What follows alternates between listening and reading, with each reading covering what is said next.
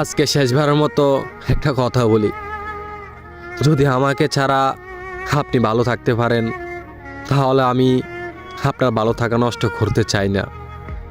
আমি জানি যে আমি মানুষটা খুব একটা ভালো না, একটা কথা হয়তো ভালো করে জানেন যে আমি আপনাকে কতটা ভালোবাসি।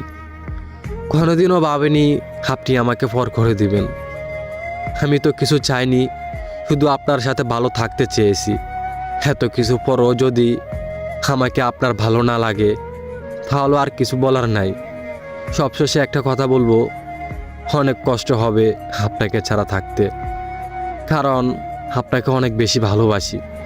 মন চাইলে ফিরে আসেন, আমি সারা জীবন অপেক্ষা করব আপনার জন্য।